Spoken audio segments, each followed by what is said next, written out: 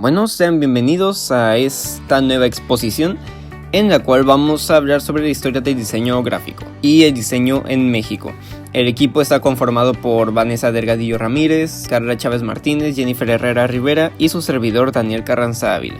Primero que nada vamos a repasar un poco lo que es el diseño en su concepto. El diseño proviene del italiano disegno y hace referencia a un boceto, un bosquejo o un esquema que se realiza ya sea mental o físicamente antes de concretar la producción de algo. Este término se usa para referirse principalmente a la apariencia de los productos en cuanto a líneas, formas y funcionalidad. Ahora les explicaré un poco sobre el diseño en México. La historia principalmente comienza a principios del siglo XX, cuando se comenzaron a producir grandes cantidades de productos con el fin de satisfacer las necesidades de las personas. Por lo tanto, lo importante era la funcionalidad principalmente, pero con el aumento de la demanda de mejores productos y de más calidad, los artistas se convirtieron en diseñadores industriales. Y debido a los problemas sociales y económicos que había en ese entonces, los productos o la producción se buscaba que fuera barata. Por lo tanto, en aquel entonces se tenía el pensamiento de que los productos con formas básicas, ya sea el cuadrado, que significaba la fluidez y lo central, el círculo, que significa lo sereno y lo global, y el triángulo, que hace referencia al dinamismo y a lo diagonal, ellos pensaban que estas figuras hacían que los productos fueran más baratos y más económicos. Ahora les contaré un poco sobre la historia del diseño gráfico en el país. Los principales acontecimientos a tratar son los siguientes 6 puntos. El primero fue que la primera imprenta fue traída a México por Giovanni Paoli en 1540. Y avanzando un poco más, casi 200 años en el futuro, fueron cuando se empezaron a crear los primeros formatos impresos, en este caso los primeros periódicos. No sería hasta 1781 cuando la Real Academia de San Carlos de las Nobles Artes de la Nueva España se convirtió en la primera academia de arte fundada en América.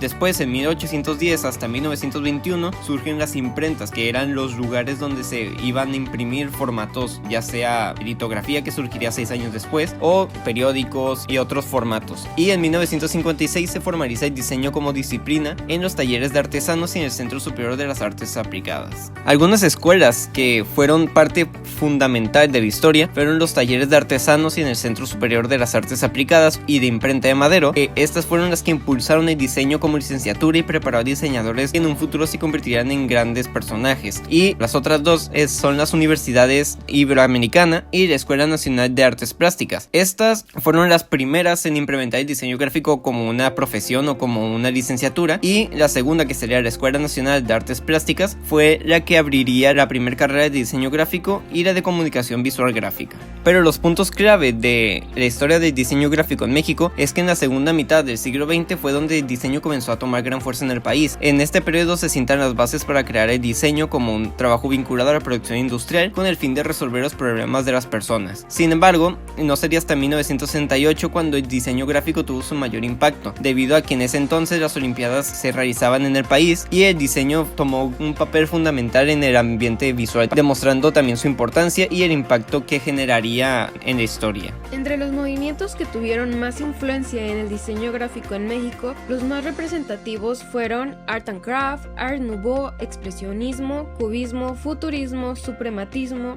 Constructivismo, Dadaísmo, Vestige y el Art Deco. En la parte de abajo podemos observar algunos ejemplos de estas influencias. En la primera, que considero que es la más representativa o la que más se utiliza aquí en México, es el Art and Craft. De ahí le sigue el Art Nouveau, que es con este tipo de vitrales. Y de ahí tenemos estos dos últimos artistas que utilizan algunas influencias de esto también. David Alfaro, ejemplo, en esta obra utiliza el expresionismo y Diego Rivera el cubismo. Cabe mencionar que los antecedentes más sólidos que se tenían de influencias en el diseño gráfico en México eran Manuel Manilla y José Guadalupe Posada. Estos dos autores eran grabadores e ilustradores que también trabajaban para terceros y creaban portadas, carteles y algunos otros anuncios, letras y ornamentos. Ellos también trabajaban en conjunto con Antonio Venegas, quien se desarrollaba en el ámbito editorial en los primeros decenios del siglo XX. Ahora les hablaré un poco sobre algunos personajes que fueron importantes en la historia del diseño y su evolución. Se podría decir que eran calificados como primeros diseñadores a todos los que estuvieran relacionados con la imagen de productos o incluso con la publicidad que se manejaba en ese entonces, como por ejemplo los tipógrafos, cajistas, linotipistas, artistas gráficos, pintores, ilustradores o prensistas anónimos que trabajaron en ese tiempo, que fue la primera mitad del siglo XX. Aquí podemos observar algunos de los trabajos que realizó Manuel Manilla, uno de los artistas o diseñadores gráficos más sólidos que tenemos de los inicios del diseño gráfico en México. La primera, como pueden observar, es un diseño tipográfico para plantilla de bordado. Luego le sigue un anuncio que él creó, una portada de cuadernillo y para finalizar un cartel de circo.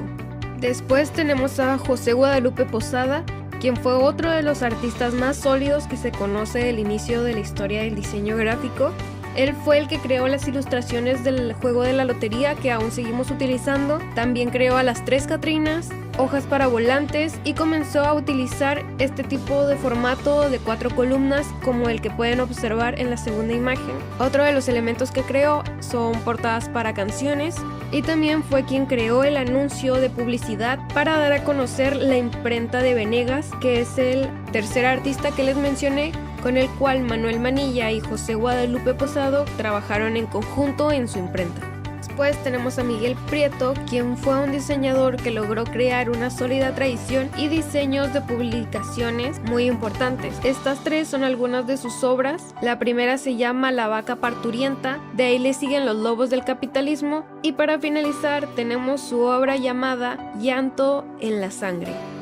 Y para finalizar tenemos a Vicente Rojo, quien estudió pintura, escultura y grabado en el Instituto Nacional de Bellas Artes. Él fue asistente de Miguel Prieto, el artista anterior, y estas son algunas de las obras que él realizó. Él se enfocaba más en la intervención. Por ejemplo, tenemos la primera ilustración, que es tan solo una de las 18 obras intervenidas que él ha creado en la Ciudad de México. La segunda fue para celebrar que cumplía 80 años y creó el País de Volcanes. La última también es intervenida y se llama La búsqueda de la geometría. Dentro de los 150 años de antigüedad de dichas corrientes artísticas, el impacto de muchas de ellas sigue teniendo bastante influencia hasta el día de hoy e incluso de manera inconsciente, logrando motivar a las personas a tomar iniciativa y ser capaces de innovar.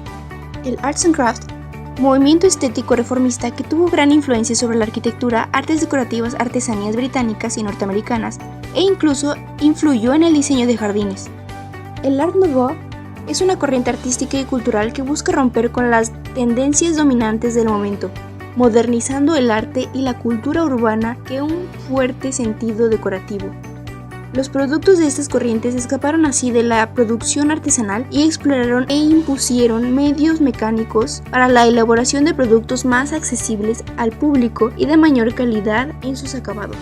Sus características distintivas de esta corriente es el uso de líneas asimétricas y orgánicas. En el expresionismo, en la pintura es una corriente de arte surgida a principios del siglo XX, cuyo nombre se le define el intento de expresar los más interiores sentimientos. Sus características son el uso de color de forma excesiva, aportando un carácter simbólico. El cubismo es considerado una escuela y teoría estética de las artes plásticas y el diseño. Trata las formas de la naturaleza por medio de figuras geométricas, fragmentando líneas y superficies.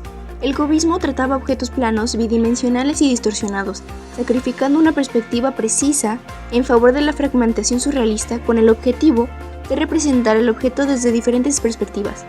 El futurismo es el primer movimiento artístico que se organiza como tal. Se reconoce y se define en 1909 a través del Manifiesto Futurista.